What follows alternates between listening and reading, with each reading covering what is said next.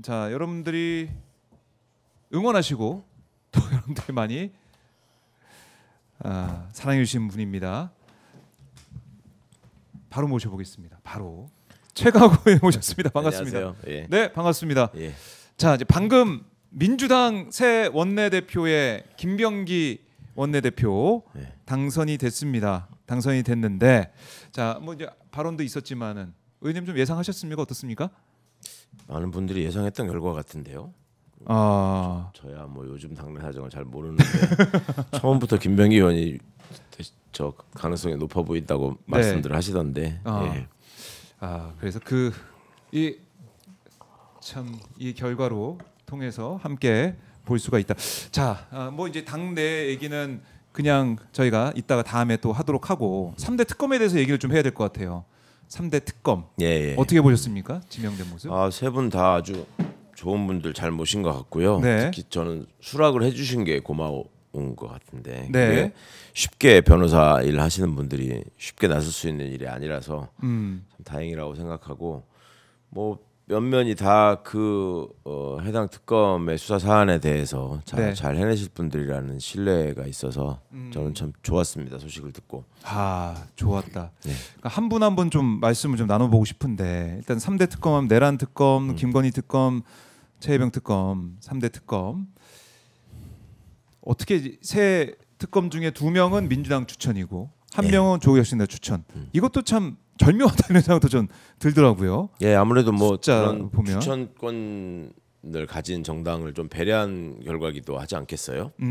다 한 정당에서 하는 것보다 네. 적합한 분을 추천한 정당에서 또 함께 또 지원해서 일할 수 있게 그렇게 잘 구성이 된 것 같고, 네. 다 또 분야의 실력자들이라서 잘할 수밖에 없을 것이다. 그래서 조은석 이 특검 같은 내란 특검을 이제 맡게 됐는데 바로 이제 박세현 고검장을 만났더라고요. 그렇더라고요. 임명 아주 발빠르게 움직이시는 것 같은데. 그래서 저도 제일 열심히 빠르게 한다 이런 생각이 좀 들었고, 그리고 오늘 입장을 보니까 사초 쓰는 자세로 한다. 예. 이런 발언에서 또 많은 주목을 받았습니다. 사초 쓰는 자세.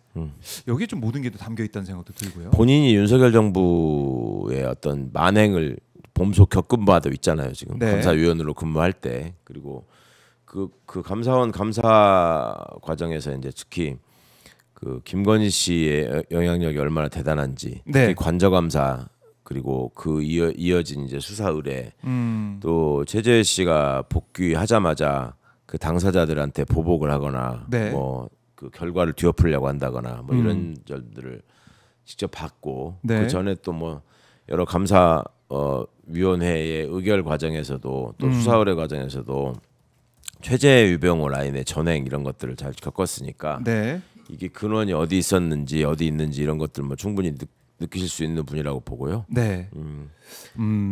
그래서 사초라는 말도 사초. 예. 제가 아는 조은석 특검 스타일인 것 같습니다. 많이 생각해서 준비한 단어인 것 같아요. 그러니까 그간에 있었던 일들을 낱낱이 다 밝혀서 기록으로 남기겠다 이런 의미인데, 그런 의미에서 수사하는 의미에서 이제 그 적합한 단어를 사초라고 생각하신 것 같은데, 네. 적절한 표현 같아요. 적절한 표현. 원래 옛날부터 그런 좀 공보에 능한 분이니까. 네. 공보에 능한. 또 그 사초만을 딱 단어 들었을 때 우리 국민들이 또 정말 이 사초 쓰는 자세라고 하면 목숨 걸고 사실은 역사를 남기지 않았습니까? 그렇죠. 그 되게 적절한 사관들이. 선택인 것이 깨알같이 남긴다. 어떤 압력에도 굴하지 않고 지우지 않는다. 사초라는 게. 그리고 그거를 또 적는 과정에서 사실은 일방적인 얘기들을 적지 않았잖아요, 사관들이. 그렇죠. 왕은 이렇게 말했고 신하들은 이렇게 말했고 이거에 대한 평가는 어떻고 이런 게 쭉 있지 않습니까? 네. 그런 점들을 진짜 마음에 새기시고, 뭐 한 분만 아니라 3분 특검들이 전부 다 그런 자세로 임하시지 않겠습니까? 그러게 말입니다. 그 모든 국민들이 관심을 갖고 좀 이거 어떻게 되느냐, 이 진상이 무엇이냐, 여기에 대해서 좀 눈물 흘리면서 지켜봤기 때문에 여기에 대해서 결국에는 이 조은석 특검도 마찬가지고 새 특검 모두 그 무게감을 알고 준비를 잘 할 것이다, 이렇게 볼 수 있고, 사실은 김건희 특검 같은 경우, 그러니까 검사 출신 또 어떻게 보면은 이 법관 출신, 예. 그다음에 이제 군 군검사 출신, 예. 이렇게 해서 참 절묘하게 또 배분도 지금 돼 있고 맞습니다. 여러 가지로 아주 절묘하게 잘 절묘하게 돼 있고 또 군검사 출신은 군에서 주로 벌어진 사건을 맡고 그러니까요. 또 직접 또 그 윤석열 정부에 참여해서 참여한 셈이죠. 같이 네. 거기 있었으니까. 그래서 겪은 분들이 이제 내란 사태를 맡고 또 김건희 사건의 특징은 네. 뭔가 좀 일관성 없이 여기저기 흩어져 있는 지저분한 사건들을 지금 그렇잖아요. 그렇죠. 뭐 사람으로는 맥락이 닿는데 사건의 성격으로 보면 네. 내라는 성격은 일치하잖아 보면. 근데 이제 김건희 특검이라는 잡다한 막 이런 사건들을 다 모아서 하는 거니까. 종합 선물 세트처럼 그러니까요. 담겨 있습니다. 그래서 상자에. 그 부분은 이제 법원 출신이 네. 뭐 수사를 잘 하실 수 있냐 이런 우려를 하시는 분도 있던데 제가 볼 때는 네. 법원 출신들의 특징이 꼼꼼하게 뭐 이렇게 빠뜨리지 않기 때문에 예, 그런 점에서 또 아주 잘 배치가 된 거 아닌가 생각했습니다. 그러니까 민중기 특검도 객관적으로 이걸 예. 잘 보고 하겠다는 객관적으로라는 단어도. 근데 이게 이제 법 쪽에서 객관적으로 이 말이 뭐 중요하게 또 쓰인다면서요? 객관적으로라는 그 표현 자체가. 객관적이라는 게 많은 걸 담고 있죠. 공정성, 중립성, 예. 그 다음에 이제 엄정성. 내가 이제 증거에 기반해서 수사라는 건 증거를 수집하는 과정이니까요. 예전에 이제 윤석열 수사 같은 것만 보셔가지고 네. 마구잡이로 자백받아내고 구속하고 막 이런 게 수사인 줄 아시는데 사실은 수사는 증거를 수집해가는 과정이죠. 원래 법대로 하자면. 그러니까 그렇죠. 판사로서 이 사안 하나 하나가 네. 자잘하게 흩어져 있는 것 같지만 사실은 한 사람한테 다 있다라는 점이 김건희 특검에 담긴 맥락 아니겠습니까? 그거를 잃지 않고 하나하나의 사안마다 꼼꼼하게 잘 검토해서 놓치는 게 없게 그리고 남들이 다른 사람이 받으려도 수긍할 수 있는 그런 수사가 되게 하겠다라는 뜻으로 저는 들었습니다. 그렇군요. 그러니까 이 새 특검이 한 마디씩 딱딱 했는데 거기에 담겨 있는 그것만 분석해봐도 네, 생각해봐도 예. 좀 의지가 대단하구나 이걸 좀 느낄 수 있고. 그리고 우리 조은석 특검이 발빠르게 움직이셨다고 얘기 들었는데 네. 제가 세 분 다 아는 분인데 그 친소관계나 뭐 알게 된 기간으로 따지자면은 오히려 기간으로는 조은석 특검이 제일 길고 네. 2년이나 어떤 친분의 정도는 이명현 특검이 제일 진하고 그리고 이제 민중기 특검은 네. 여러 번 그 인사 검증을 해봤기 때문에 제가 여러 이제 문재인 정부에서도 주요 직위에 항상 후보로 오르셨던 분이라서 예. 하여튼 그 본인이 고사하시고 뭐 이런 일들이 있었는데 여튼 그 이명현 특검도 어제 밤에 저기 임명 소식이 들리자마자 바로 그 사람들한테 네. 저기 특검보랑 수사관들 좀 추천해 달라. 그걸 쫙 돌리더라고요. 네. 다들 아주 의욕적으로 그러니까요. 그래서 누구 이렇게 어떤 분들 누구 이제 되게 유능하신 분들 있어 추천하려고 했는데 네, 했는데. 예. 그래서 이제 그 양반 프로필을 뭐 특검한테 전달해야지 뭐 픽업을 하든 말든 할 거예요. 네. 할 거 아니에요. 그래서 그렇죠. 이제 전달하려고 네. 프로필 좀 알려달라. 네. 특검 가면 활동하고 싶다고 하지 않았냐. 그랬더니 주변에 이미 지금 다른 특검 연락을 받았다. 뭐 이렇게 말하자면 잘하실 분들 쟁탈전도 있는 것 같아요. 그 흥미로운 예, 포인트네요. 다들 아주 성과를 내시기 위해서. 경쟁이 될 수도 있겠네요. 이게 어떻게 예. 보면 특검 내에서 뭐 선의 경쟁. 뭐 그러지 않겠습니까? 선의 경쟁을 당연히 하시겠죠. 그리고 우리 저 이명현 특검은 예. 그 사건의 성격이나 사안의 어떤 그 복잡성이나 이런 거 비춰보면 네. 내가 제일 먼저 성과를 내지 않을까 뭐 이렇게 자신하던데. 그래요? 이렇게 이게 결과적으로는 우리 국민들을 위한 국민의 알 권리를 위한 또 진상 규명을 위한 특검이기 때문에 이렇게 경쟁하는 것도 좀 보기가 좋습니다. 예. 성과를 좋죠. 내겠다는 예, 거니까. 언제 우리가 이런 특검들을 셋이 한꺼번에 활동하는 거를 보겠습니까? 그리고 사실은 그 전에 특검으로 임명되신 분들이 예. 일반 시민들 입장에 저 사람 누구야? 이런 분들이 많이 있었죠. 네. 그리고 국회의원들도 저분이 뭐 그쪽에서는 뭐 그렇다고 하는데 난 네. 잘 모르겠다 이런 사람들이 많았는데 예, 이분들은 제 입장에서는 뭐 너무너무 잘 알고 있는 분들이라서 예. 진짜 잘 뽑았다 생각했습니다. 최강욱 의원께서 이렇게 또 말씀해 주시니까 많은 분들이 또 더 안심을 하실 것 같고 네. 기대를 가질 것 같습니다. 진짜 기대하셔도 될 것 같아요. 진짜 기대하시라. 그리고 이재명 윤석열 답답할 것 같더라고. 아 윤석열 답답해. 네. 근데 옷차림은 시원하던데요? 반바지랑 반팔. 제가 보니까 정신이 나가서 그러고 다니는 거 아닐까 싶던데. 집에서 무슨 일이 있나? 전혀 이제 예. 아내가 챙겨주질 않는 거죠. 어디 바깥에 나갈 때. 아니 박정원 선생만 하더라도 방송에 예. 나가시고 하는 분이니까 그래도 옷매무새를 좀 한 번이라도 살펴주시고 그러지 않아요, 사모님이? 저도 예. 어떻게 대충 나가려고 하다가 붙잡혀가지고 혼나고 다시 갈아입고 나오고 이런 경우가 있는데 나는 그 사람은 한 번도 그런 적을 본 적이 없는 것 같아요. 그리고 옷도 좀 그럴싸한 걸 그래도 입어야지. 그래도. 그냥 어디 찜질방에서 훔쳐온 옷 같은 거 입고서 그렇게 다니면 아유 정말. 제 방에서 엄청. 그러니까 진짜 복장이 딱 보면은 이거 진짜 이상하다는 생각이 들어요. 그게 찜질방에서 돌아다니는 복장이지. 어디 자기 주거지에서 전직 대통령이었다는 자가 경호관들이랑 함께 그렇게 다닐 수가 있습니까? 뭡니까 저게? 그게 좀 충격적이긴 했어요. 저 다리 가늘은 거 보세요. 왜 왜 쪽벌로 앉아 있었는지 네. 아실 수 있는 부분이죠. 그것도 확인할 수가 있는 모습이다. 아니 이제 경찰에서는 계속해서 출석 요구를 하고 있던데 네. 3차 출석 요구까지 어제 했어요. 그러니까 일부 매체에서는 네. 저 출석 요구 한 날 일부러 저렇게 돌아다니고 사진 찍히려고 돌아다닌 것 같다라는 분석까지 하실 정도던데 그러니까 그만큼 뻔뻔하다고 보이시는 거죠. 네. 그러니까 나가야죠. 왜 안 나갑니까? 본인이 검찰에 있을 때 얼마나 여러 사람들한테 네. 제가 당해봐서 알거든요. 저는 분명히 참고인이었는데 지들끼리 무슨 피의자성 참고인이네 어쩌고 하면서 네. 언론에다 흘려서 모욕 주고 왜 안 나오냐고 협박하고 내가 니들을 거에 응해서 나가야 될 의무가 어디 있냐 그랬더니 이제 뭐 지들하고 결탁돼 있는 기자들 보내가지고 집에 문 두드리고 뭐 그런 짓들 했던 저 집단인데 저라도 가서 윤석열이 집에 문을 좀 두드려야 되지 않을까 생각하고 있습니다. 나와라. 네. 빨리 경찰 출석하라. 이렇게 만약에 경찰이 딱 이제 3차까지 안 나오게 된다 그러면 체포영장 해야죠. 텐데. 체포영장 청구해서 체포해야죠. 체포한다. 그러면 바로 옆 경호관들하고 협조해가지고 경호관들이 들고 나오면 되겠네.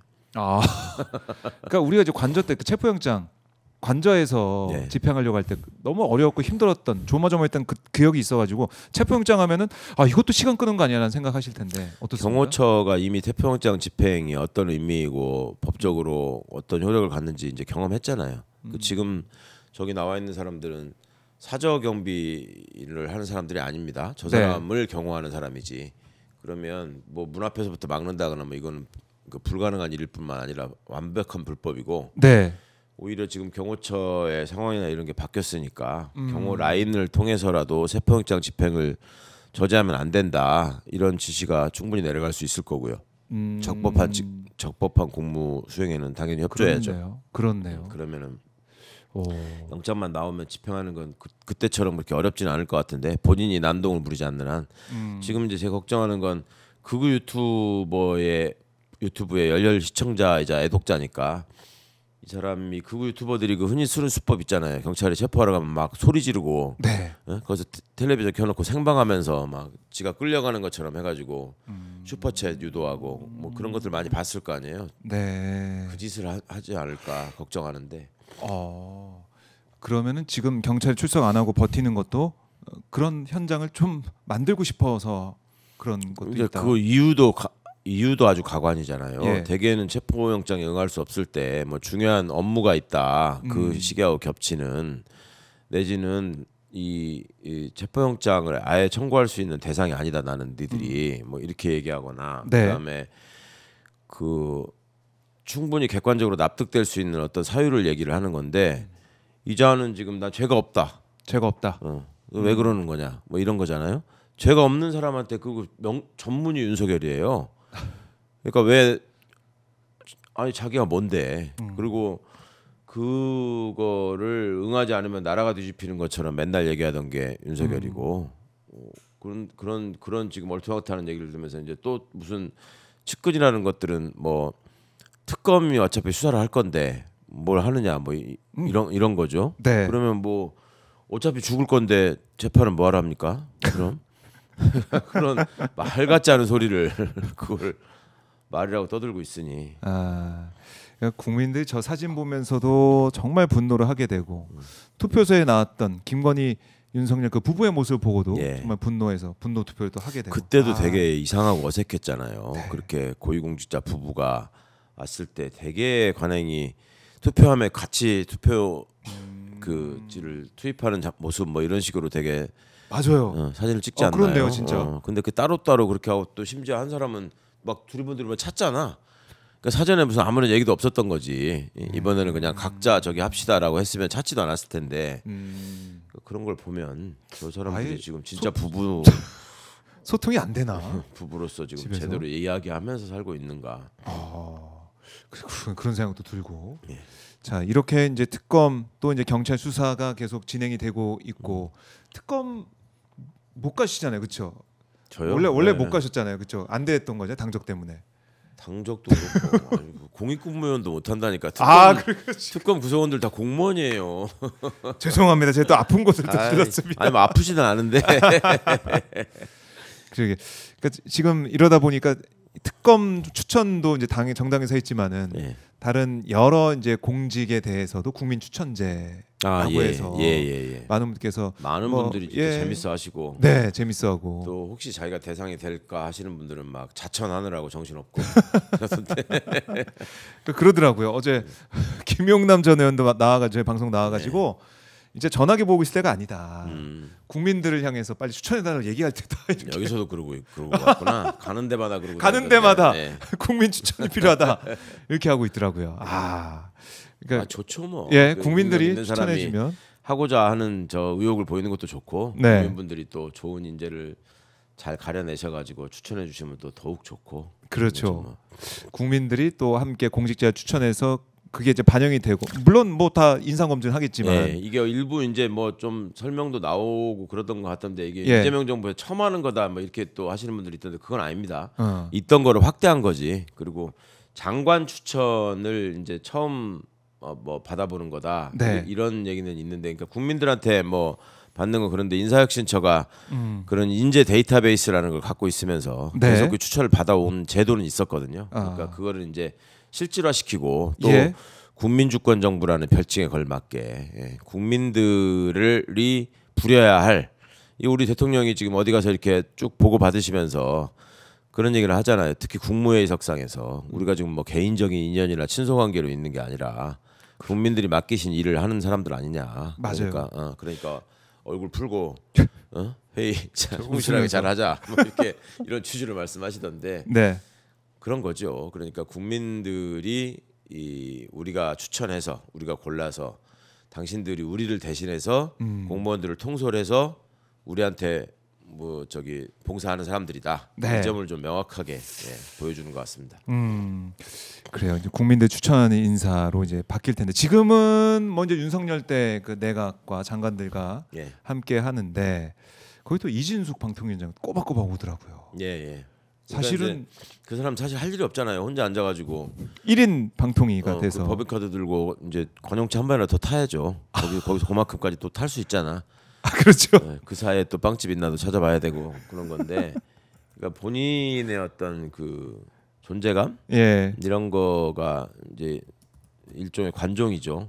나 죽지 않았다 뭐 이런 걸 보여주는 것 같기도 하고. 네. 거기서 또 무슨 말은 뭐 항의도 하고 그랬다 그러대. 자기를 뭐 교체하려고 그러는데 뭐 임기 보장해야 된다 뭐 이런 식의. 예. 윤석열이에요. 임기 보장을 잘. 윤석열이에요. 아니 사실 한상혁 전 방통위원장 같은 경우는 방통위원장 있을 때 오지 말라 그랬잖아요. 그렇죠. 네? 그리고 서울시장도 마찬가지였죠. 박원순 서울시장이 네. 저기 이명박 정부 때 했죠. 그때 참석하려고 하니까 정무수석이 옆에 붙어가지고 시비 붙고 막 이랬잖아요. 오세훈도 꼬박꼬박 나와서 앉아 있고.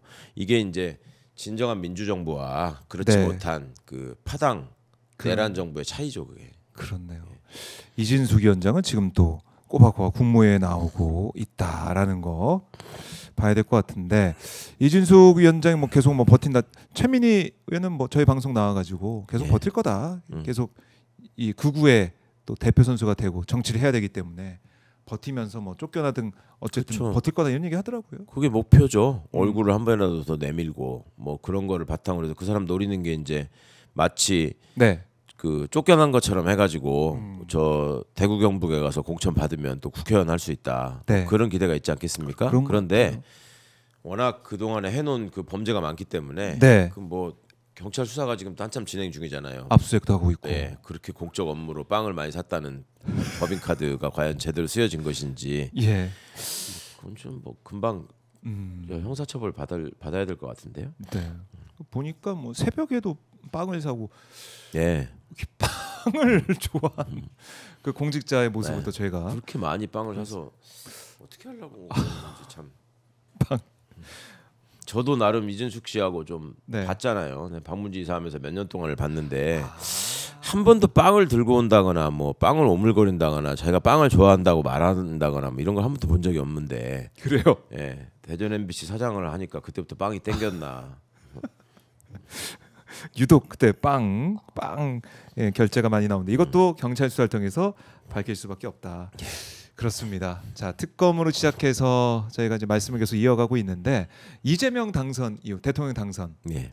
그때 저 당선 이후엔 처음 뵙는 것 같은. 저는 처음 뵙습니다. 지난주에 제가 방송 진행 안 해가지고 지난주뿐만 아니라 뭐 계속 계속 제가 못 나왔었죠. 핫스팟 없어지는 줄 알았는데 쿨스팟이라고 이름까지 쿨스팟이라고. 바꾸라고 제가 제안다고 그랬는데요.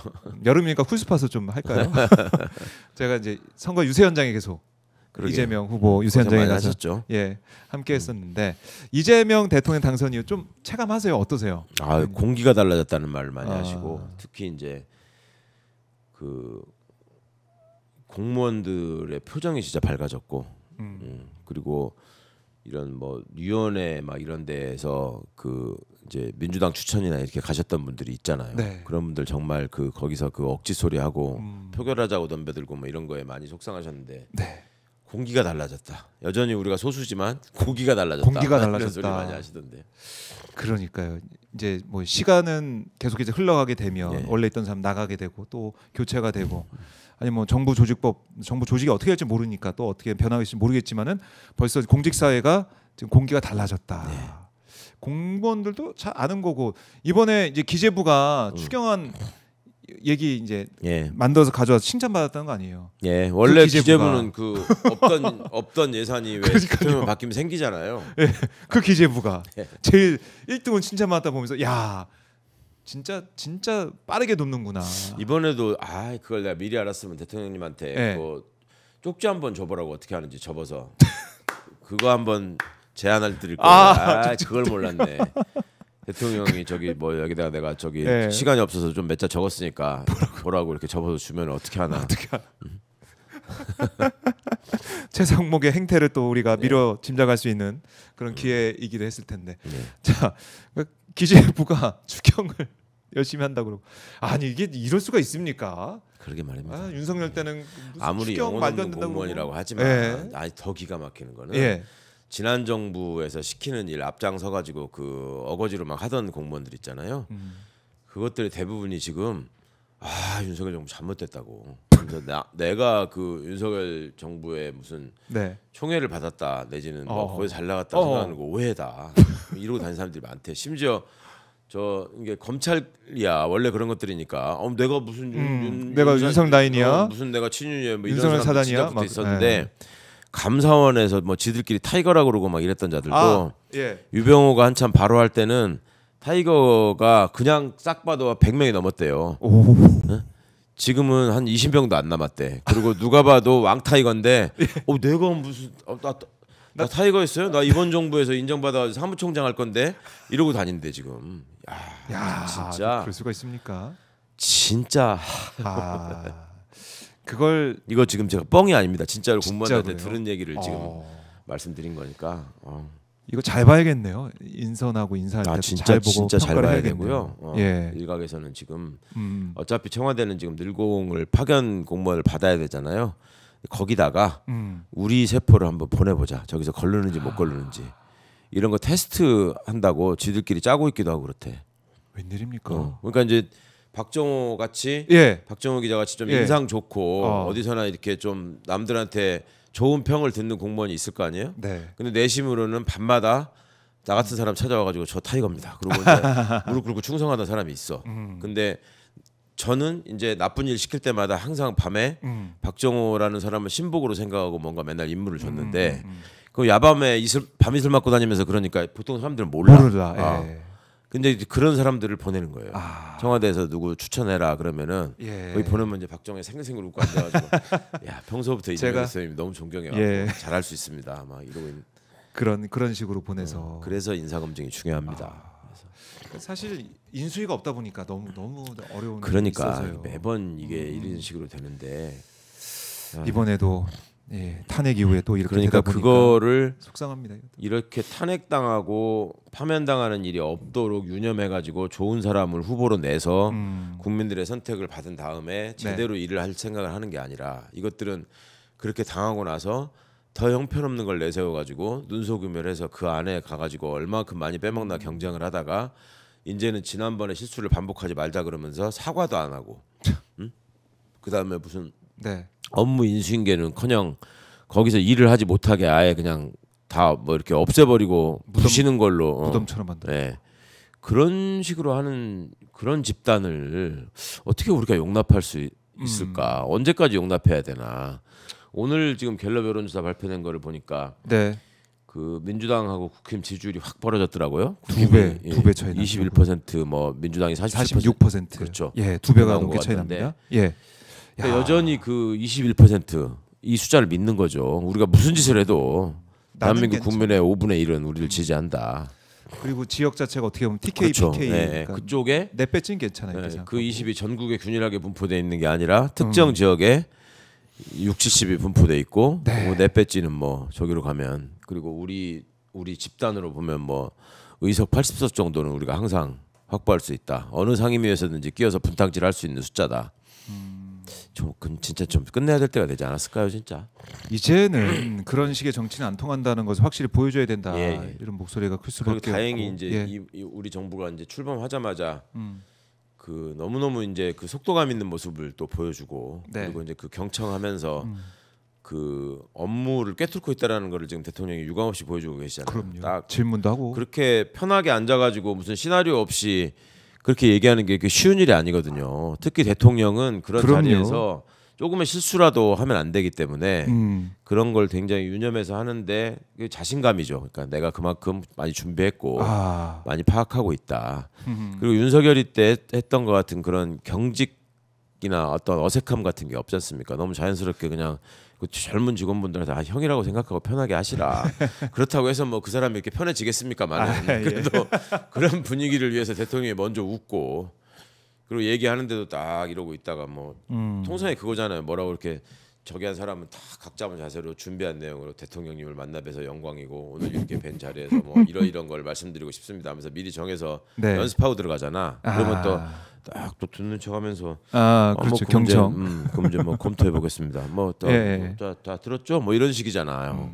근데 거기서 바로 대화를 하잖아. 그러니까 그게 그래서 그건 알고 있는데 그렇습니까? 그래서 어떻게 하자는 거죠?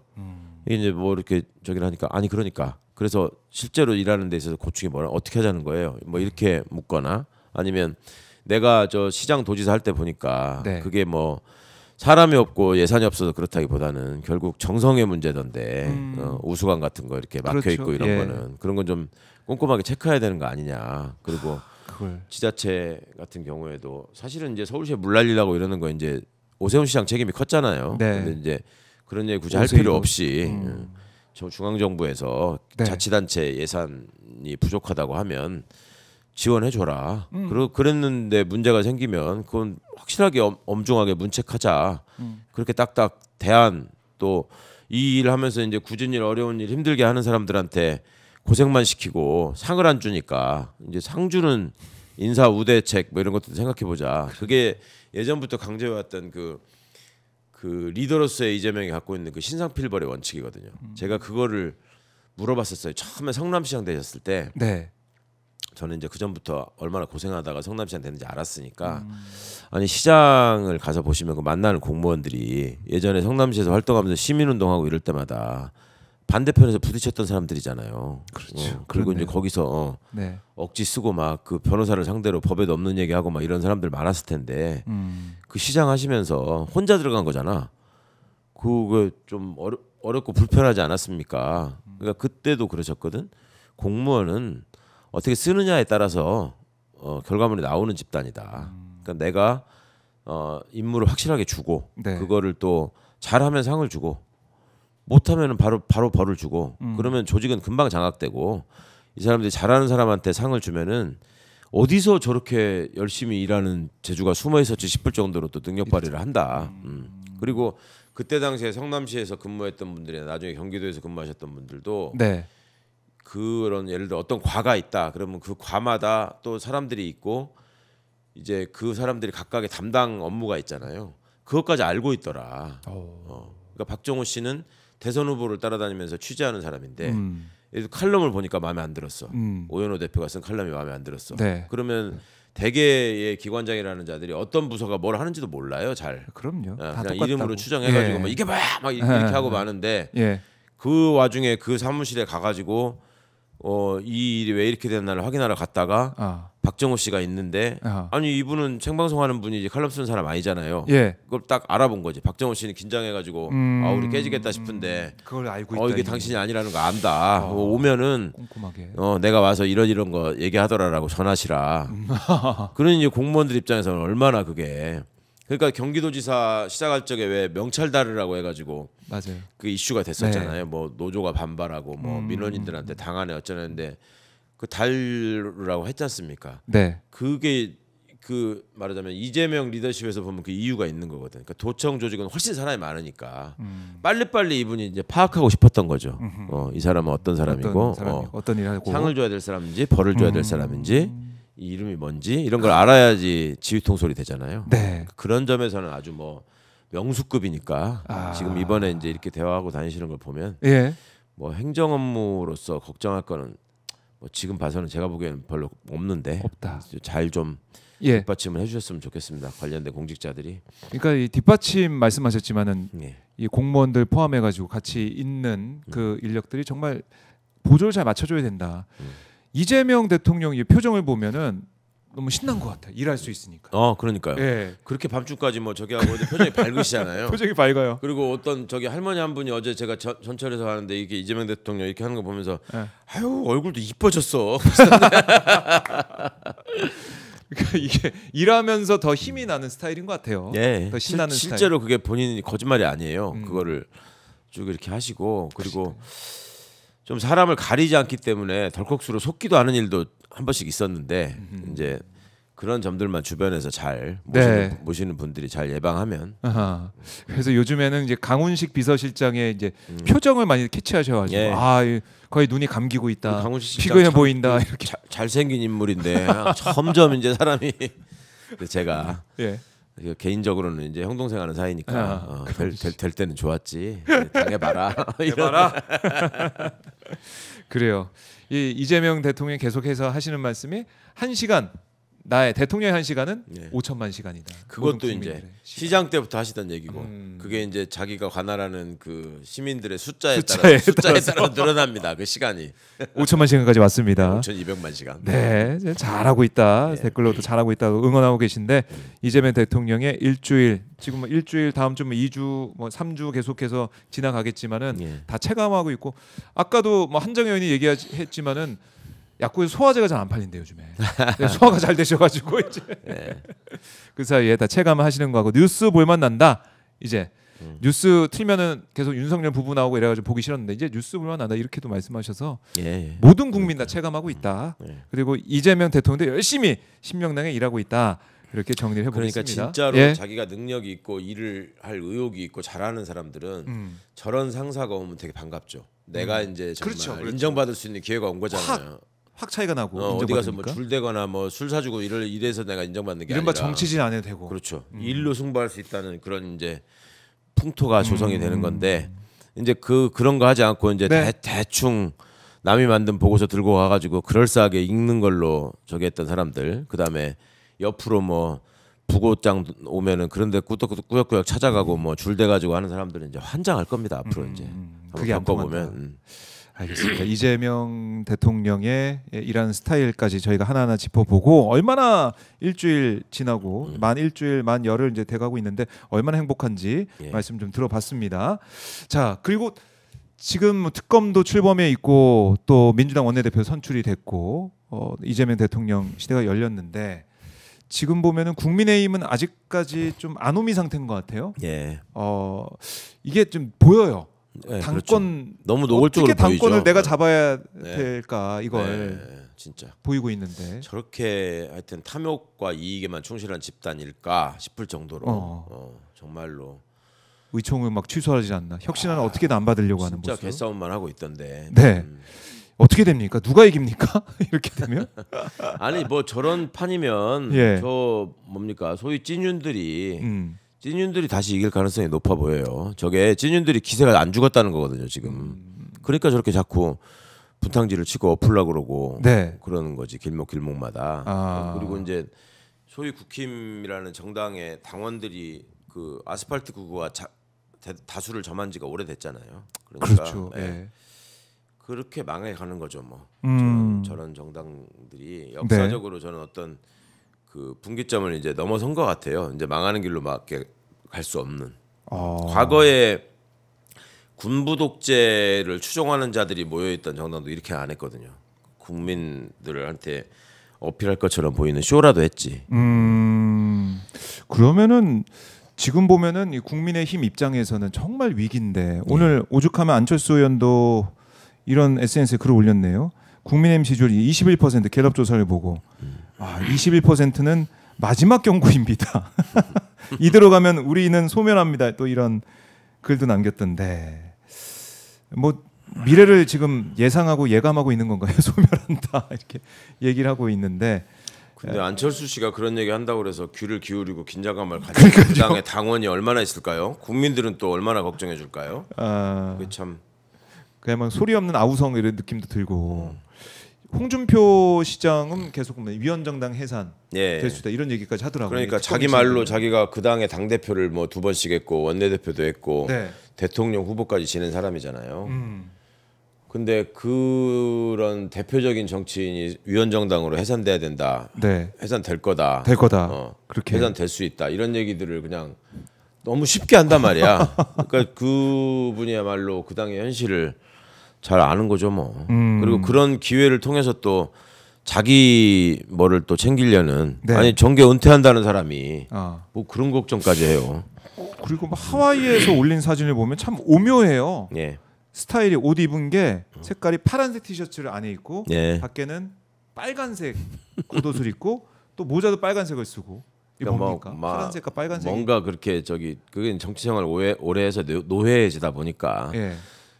그런 식으로 해석할 소재를 만들어 주더라고. 애쓰는 게 눈에 보이더라고요. 저는. 그러니까 보면은 또 이게 이 색깔이 또 뭐 빨간색 파란색에 있어서 이제 정치부 기자들의 속성을 아니까 이걸 가지고 또 무슨 얘기든지 만들어낼 것이다. 그럼 자기는 뭐 파장을 일으킬 것이다. 그럼 뭐 부인은 완전 민주당이네. 그러니까. 남편은 일부 국힘이고. 그러니까요. 저렇게 사진 찍어서 SNS에 올려가지고 그래도 관심 그냥 갖게. 정장 입었을 때보다는 패션 감각이 좀 그래도 낫던데요. 저렇게 입으시는 게 낫던데 저 양반은. 지금 사실상 이제 은퇴를 정치. 최소한 윤석열보다는 훨씬 낫잖아요. 보면.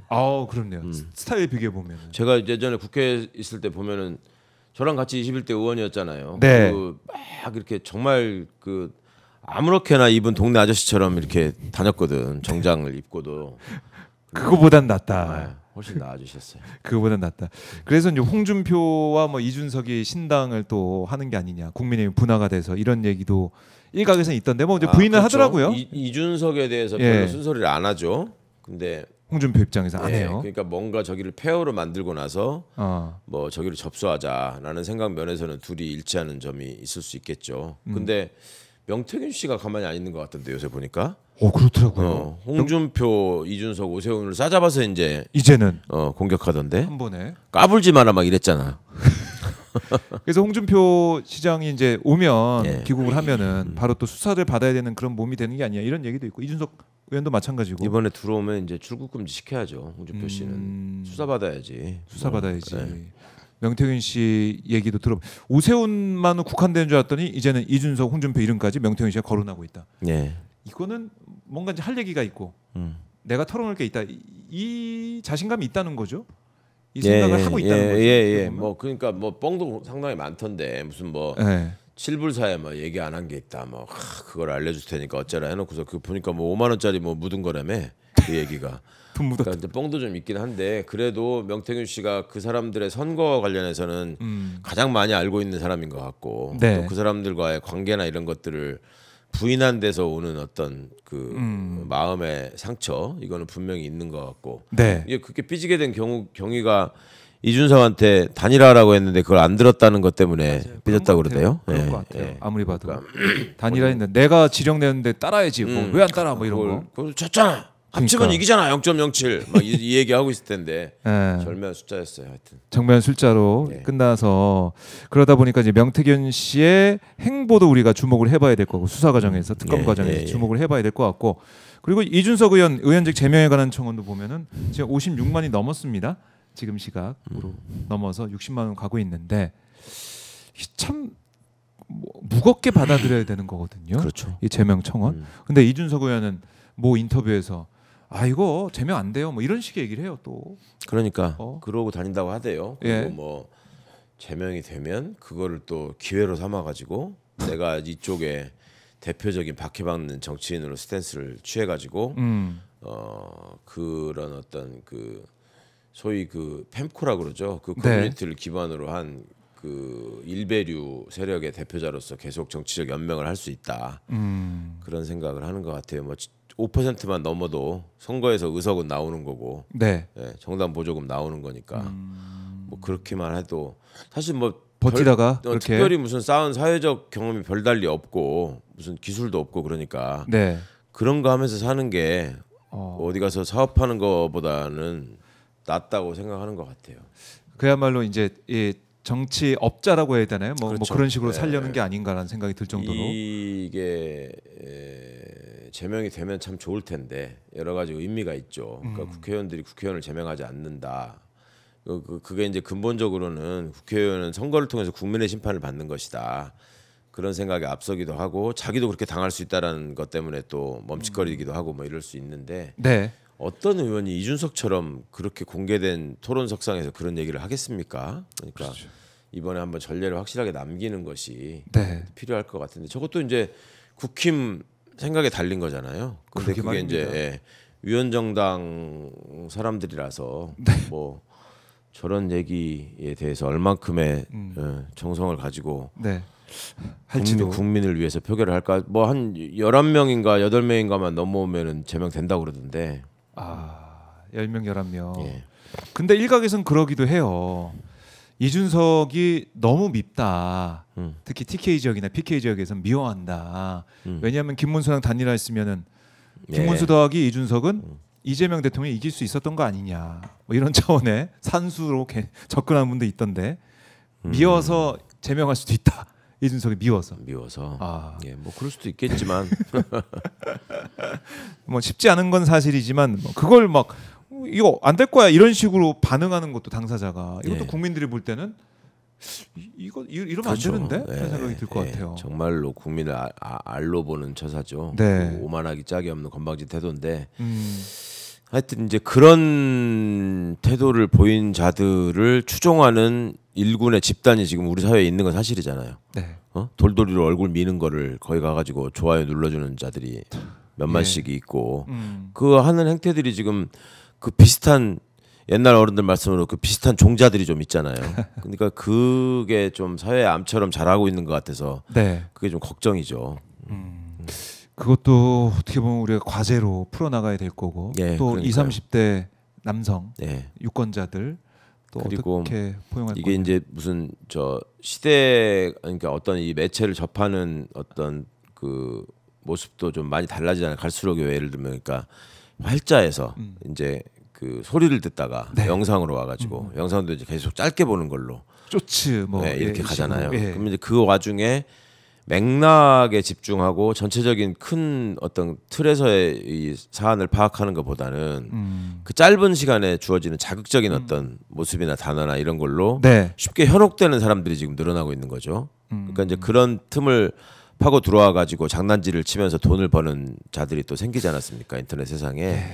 그러니까 이제 그런 걸로 먹고 사는 그런 그 버러지 같은 유튜버들이나 네. 그런 속성을 이용해 가지고 정치적 기반으로 삼는 정치인들이나 다 버러지 같은 행태를 하는 건데 네. 빨리 이제 우리 사회가 이거를 자정 능력을 통해서 회복할 수 있어야 되고 그런 시금석으로 이준석 제명이라고 하는 것이 상당히 저는 사회적인 효과나 메시지가 있을 것 같은데 민주당이 좀 이제 새로 원내지도부가 출범하니까 우리 네. 김병기 원내대표께서 좀 잘 전략을 짜셔가지고 요걸 한번 성사를 시키시면 예.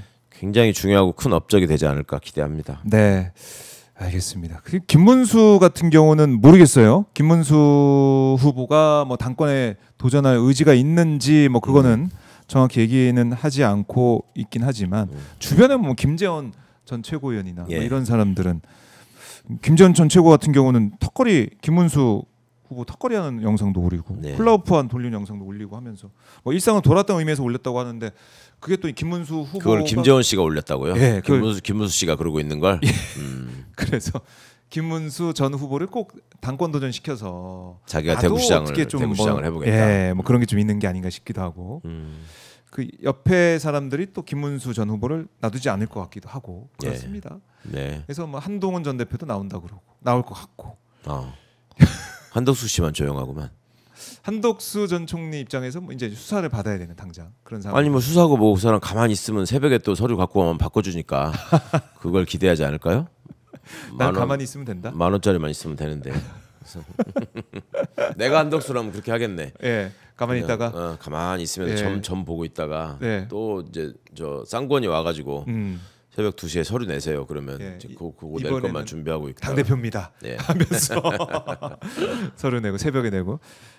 참 이 행태를 우리 국민의힘 보면서 내란 동조 세력이라고 많은 분들이 비판하고 지적을 하면서 책임지라고 하고 있지만 또 한편은 언급하신 것처럼 좀 민주주의 정당이 맞느냐 이런 차원의 문제도 있기 때문에 위헌 정당 해산 여기에 대해서 국민들이 계속 지켜볼 것 같습니다. 자 그리고 지금 보니까 대통령실에서 용산 표장 버리고 청와대 표장 사용하기로 했다라는 얘기도 좀 나오고 있습니다. 그래야죠. 저 계속 거슬렸는데. 그러시죠. 진짜 그게 무슨 이제 내란 지휘본부의 상징이지. 그게 무슨 국민의 대표기관으로서 국민을 위해서 일하는 기관의 상징이 어떻게 될 수 있습니까? 그래서 대통령실, 그러니까 대한민국 대통령실 하면서 과거 청와대에 사용하던 업무 표장을 다시 사용했다는 거 잘했다라는 평가가 나오고 있고 청와대로 이제 들어가야 되는데. 전 윤건영 의원 말 듣고 좀 깜짝 놀랐어요. 그거 다 뜯어간 거? 지하에 지하 벙커. 그거를 저희들은 이제 거기서 가보고 경험한 입장에서 보면 참 그게 속상한 부분이에요. 정말 그거 구축하느라고 정말 많은 사람들이 그렇게 애를 써서 와 우리 진짜 뿌듯했거든. 야 이게 한눈에 다 들어온다. 이제 모든 잘하는 상황이나 위기 상황을 식별해서 세월호 사건 같은 건 이제 절대 안 일어난다. 그런 참 정말 뿌듯함과 자신감이 있었었는데 그거를 그렇게 망가뜨리는 그거 뜯어가면서도 어디다 팔아먹었지는 않은지 모르겠어. 그러고도 남을 것들이라서 뜯어서 용산 지하에 설치한 게 아니라 아니 거기 보면은 이제 시중에서 구하기 어려운 비싼 장비들 많거든요. 그것도 체크해봐야겠네 진짜. 그럼 하나하나 저는 점검해봐야 된다고 맞는지. 봐요. 그거 얼마나 저기 대단한 장비들이었는데 다 저 진짜 영화 보면은 왜 어디 뭐 해성 떨어진다고 할 적에 뭐 그 지휘본부 나오는 그런 영화들 있잖아요. 그럴 때 보면 막 쫙 모니터 있고 막 이쪽 저쪽에서 막 불빛 깜빡거리고 이런 거 있잖아요. 그게 있다니까. 정면에 막 큰 화면에 대한민국 지도가 쫙 있고 거기에서 뭐 하나만 누르면 지금 거기서 어떤 비행기가 어떻게 움직이는가, 열차는 어디로 가고 있는가, 배는 어떻게 움직이나 쫙 뜬다고. 그거 정말 감동적인 장면이었는데 참. 그거 따져봐야겠네요. 정말 그래야 돼요. 그거 하나하나 있는지. 그것도 또 21g에 가서 뜯어내진 않았겠지. 그것도 누가 뜯었는지도 살펴봐야 돼요. 뜯는 것도 그게 예전에 저 뭐 사무실 입주할 때 인테리어 공사 해보신 분들 아시겠지만 그 뜯어내는 것도 돈이에요. 그거. 그럼요. 뜯어내고 철거가 그게 얼마나. 그리고 잘 뜯어냈는지 정말 이상 없이 뜯어냈는지도 봐야 되고. 야, 그걸 다시 복구를 하고 준비해야 된다는 게 너무 속이 쓰리고 거기 또 돈이 들어가잖아요. 너무 속상해요. 속상하고 이거 빨리 해야 된다. 그리고 이제 관저 우리가 영상 사진을 봤지만은 거기 이제 수경 시설이라 해야 되나요? 뭐 개수영장이라고 해야 되나요? 그거 있잖아요. 그것도 외교부 공관 시절에 가봤던 분은 장독대가 있었다고 하는데 네네. 그걸 치우고 거기다가 수영장을 그러니까 이제 우리 만들고. 최종권 차관이 더 얘기했지만 예. 저도 외교부 장관 공관 시절에 저 가봤었는데 그게 그 외교부 장관 공관은 외교부 장관이 거기서 마음껏 누리라고 있는 게 아니라 외빈 접대 때문에 공관을 주는 거거든요. 장관을 다 주는 게 아니라 특정한 일부 맞아요. 장관만 있습니다. 예. 네. 국방부 장관, 외교부 장관, 뭐 아니면은 이제 다 헌법기관장들한테만 있거든요. 감사원장, 헌법재판소장, 뭐 대법원장 이쯤 돼야지 공관이 있는 건데 네. 저렇게 주는 이유는 특히 외교부 장관. 그렇죠. 저기서 공관을? 이제 외교부 장관이 외교를 하는 무대이기 때문에 저기다가 어찌 보면 한국적인 특성을 강조하는 게 되게 필요하고 이게 예산의 범위 안에서 가장 외국인들이 볼 때 신기해할 만한 그리고 한국을 느낄 만한 이런 아이템으로 생각한 게 그 장독대였단 말이죠. 외국에 그런 게 없잖아요. 그러면 그거 하나를 갖다 놓음으로 해서 얼마나 많은 외교 사절들이 거기에 관심을 갖고 물어보겠습니까? 그럼 거기서 설명할 수 있는 게 되게 많잖아요. 한국의 장류 문화, 응? 이 용기를 빚었던 저 얘기하면 우리가 도자기나 옹기나 이런 것들이 얼마나 발달돼 있었고 이게 또 옹기가 얼마나 과학적인가, 이게 숨쉬는 그릇이다. 그리고 그런 것들을 통해서 또 이 그 곡선이나 뭐 이런 비렘이나 이런 것들이 아름답죠. 정말 많은 얘기들을 담고 있는 저거였는데 저게 뭐냐고. 그럼 저기서 뭐 저렇게 네모진 무슨 저 물덩이 본 사람 와가지고 외교 사람들이 물어볼까? 여기 네. 이게 뭐예요? 뭐 난 제가 보기에는 용도가 하나야.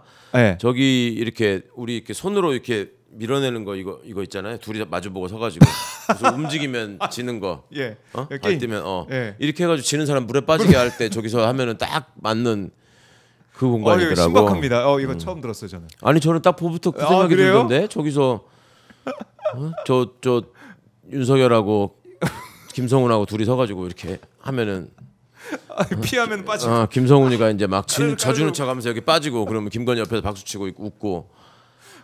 와. 김용현이 막 와 대단하십니다. 막 이러고 예. 있고. 그러고도 남을 자들이죠.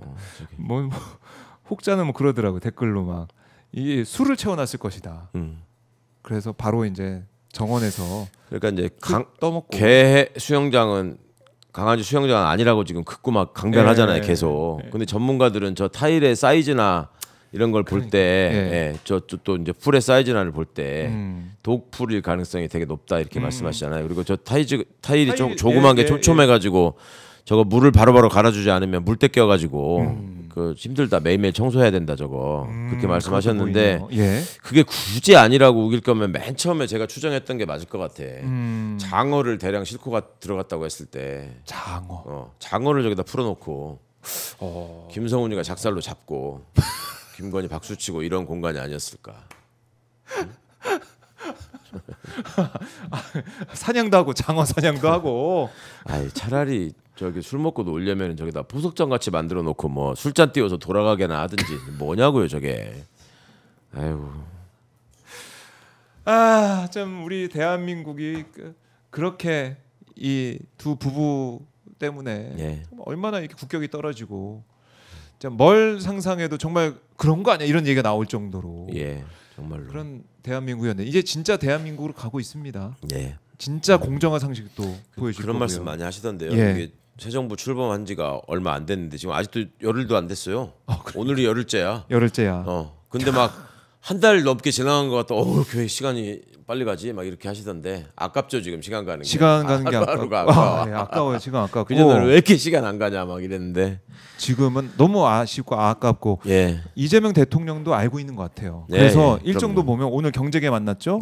그리고 오늘 또 군 장병들 또 만나.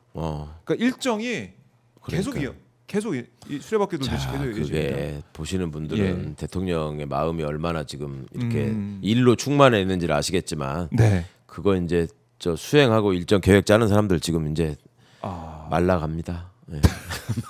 말라 비틀어져 갑니다. 그거 아시려면은 강훈식 비서실장의 표정을 매일 관찰하시면 누구나 다 알 수 있습니다. 그리고 뭐 뒤에서 열심히 일하는 공무원들도 있고요. 근데 전 또 황당한 게 지금 어공들 별정직 공무원 대통령실 80명 어디 갔는지 뭐 보이지도 않는다면서요? 그게 당연히 저는 다들 사라졌다길래 퇴직 처리하고 없어진 줄 알았더니 휴가 내고 가고. 이것들이 이제 돈에는 진심이니까 그 신분을 유지하고 있어야지 돈을 계속 그렇죠. 받고 그리고 경험 안 해보셔서 모르는데 그렇게 해서 이제 나가잖아요. 그러면 어공들은 별정직이라서 바로 백수가 된단 말이에요. 네? 그렇죠. 금방 저 은행에서 전화 옵니다. 대출 갚으라고. 그렇군요. 그러니까 그런 거를 미연에 방지하는 효과도 있는 거고 신분을 그렇게 하고 있으면 저도 그거 몰랐는데 예. 제가 의원직 잘리고 백수되고 나니까 네. 청와대 그때 이제 마지막까지 있다가 문 닫고 나온 우리 직원분들 있잖아요. 행정관들. 그 사람들이 저한테 그 걱정부터 하더라고. 우리 그때 임기 끝나고 나가면서 바로 은행에서 전화 왔었는데 전화 올 걸요. 이제 신용대출 회수한다고. 근데 딱 진짜 그렇게 되더라고. 그러니까 쟤들처럼 이렇게 신분은 유지한 상태에서 나가면은 네. 여전히 지금 건강보험료도 아끼고 끝까지 이제 버틸 때까지 그 지역보험으로 백수돼 가지고 바뀌면 건강보험료 엄청 나옵니다. 네. 반 내주는 회사가 없어지니까. 내가 정말 우리 집사람이 제가 백수되고 나서 별로 그렇게 서운해하거나 슬퍼하지 않았는데 건강보험료 나온 걸 보고 네. 국민연금도 바뀌고 직장가입, 지역가입으로 예. 갑자기 확 나오니까 아니 당신은 수입이 없어졌는데 이거는 왜 이렇게 많이 나오냐고 그래서 진짜 미안했는데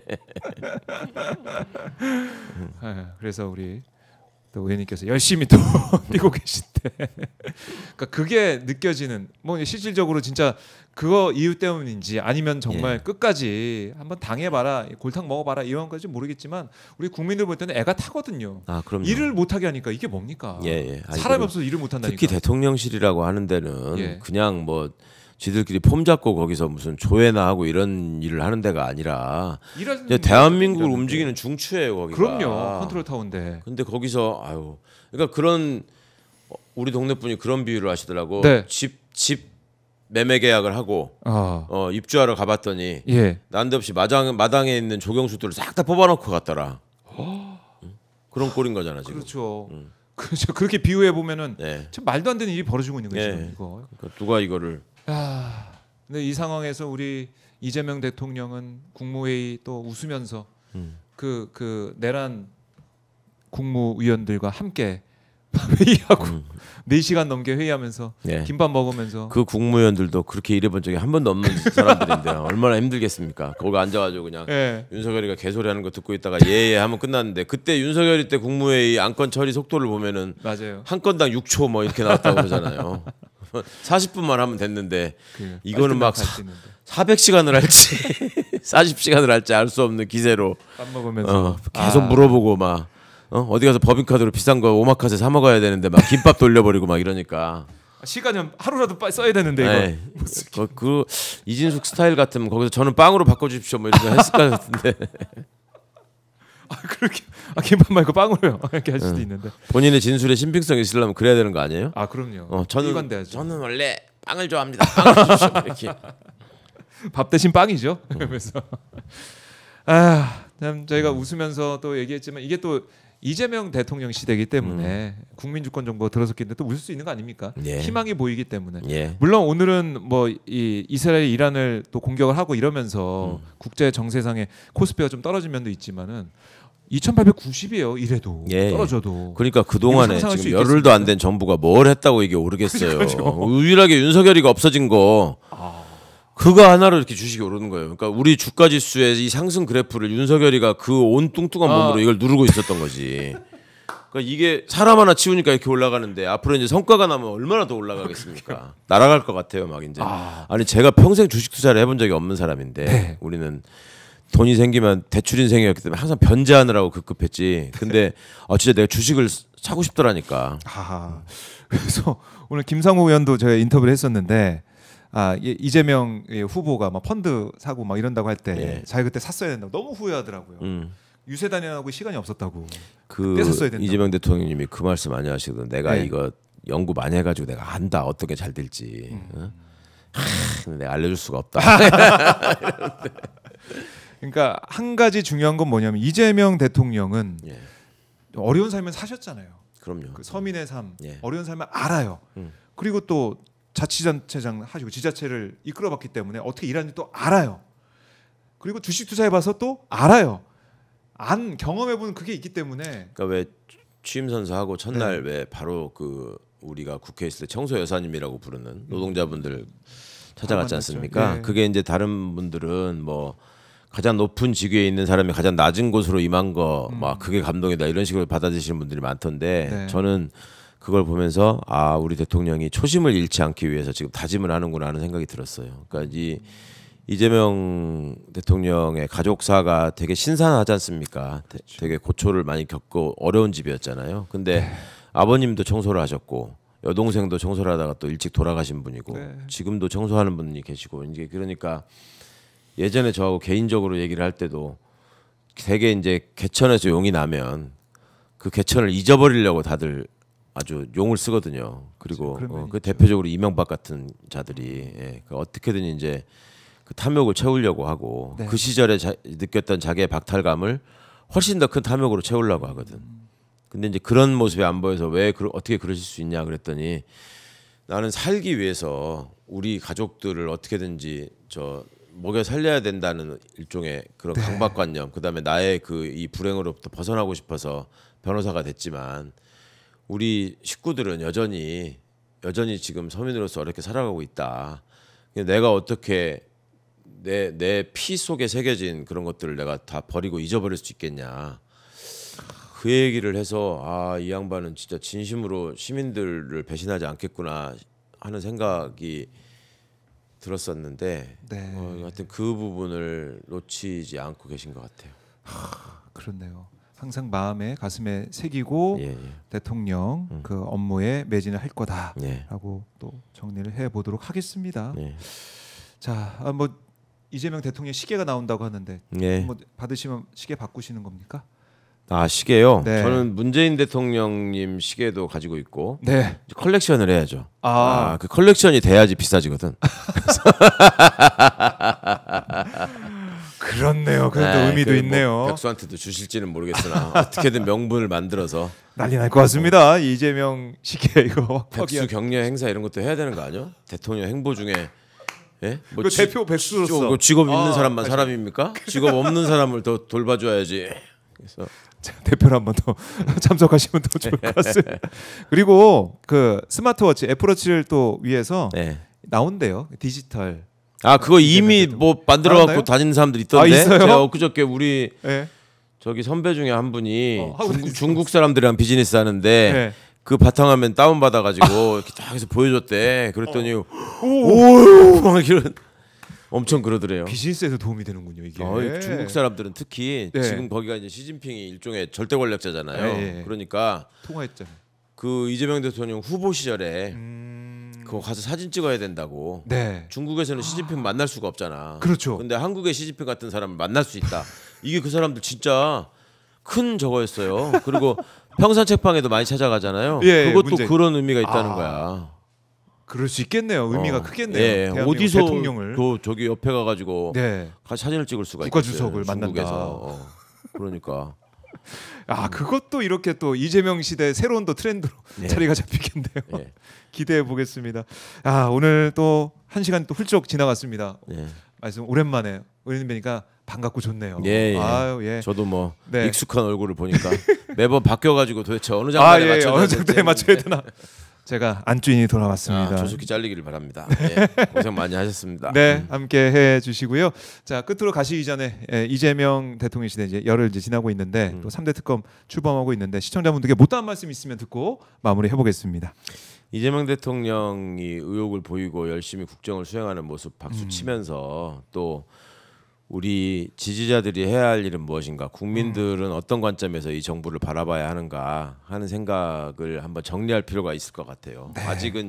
아직은 선거 이후에 승리의 흥분이 아직은 가시지 않은 것 같아요. 그러다 보니까 이제 여러저러 우려할 만한 현상들이 생기고 있는데 그 점들이 좀 빨리 가라앉고 안정되고 그 흙탕물이 가라앉으면 훨씬 더 맑은 물이 보이거든요. 그 맑은 물 안에서 국민들을 위해서 정말 최선을 다해서 수행을 하는 우리 대통령의 모습을 함께 좀 박수치면서 볼 수 있었으면 좋겠습니다. 네, 알겠습니다. 그리고 제가 이제 대선 유세 기간에 현장 많이 다녔는데 최강욱 의원 하는 방송도 잘 보고 있다 이런 얘기도 많이 들었거든요. 저랑 같이 안 오냐고는 안 물어보시죠? 아니 같이 뭐 안 오냐 그거보다 예. 그때 저희가 이제 밖에 파면됐을 때 그 숭례문 앞에서 인터뷰했던 야외에서 인터뷰했던 예전에 선글라스 딱 예, 끼시고 예. 오셨을 때 예. 그거 너무 재밌게 보고 인상적이다 이런 말씀도 하고 계시고 예. 그래서 현장에 또 오시면 좋겠다 이런 말씀도 하시더라고요 진짜로. 예. 다음에 지방선거 때는 한번 현장으로 한번 가실까요? 아니 근데 제가 가면은 네. 그 싫어하는 사람들이 있어서 내가 못 가는 거예요. 싫어하는 사람이 누가 네? 있어요? 싫어하는 사람이 누가? 백수가 정치인인 것처럼 하고 가면 그 지역에 정치하시는 분들이 싫어한다니까. 저게 내 자리 뺏으러 오는 거 아닌가 하는. 그렇네. 그 말이 맞네요. 제가 그 불필요한 오해를 많이 받아요. 그러니까 그런 거를 이제 미리 공지하고 현수막 들고 절대 여기 출마 안 하겠습니다 하고 써가지고 가는. 그 피켓 들고 한번 네, 저희가 전국 한번 또 다녀보도록 하겠습니다. 의원님 오늘 말씀 잘 들었습니다. 감사합니다. 네, 고맙습니다. 예. 지금까지 최강욱 의원과 함께 유쾌하게 현안들 하나하나 분석해봤습니다. 자, 박정희와 스팟 이렇게 또 한 주가 숨가쁘게 지나갔습니다. 그래도 일주일 돌아와 보면 그래, 뉴스 볼만 난다. 이재명 대통령 시대 너무나 행복하다 이런 말씀 많이 들을 수가 있었는데요. 여러분들 다음 주에도 이재명 대통령, 이재명 정부는 계속 이어집니다.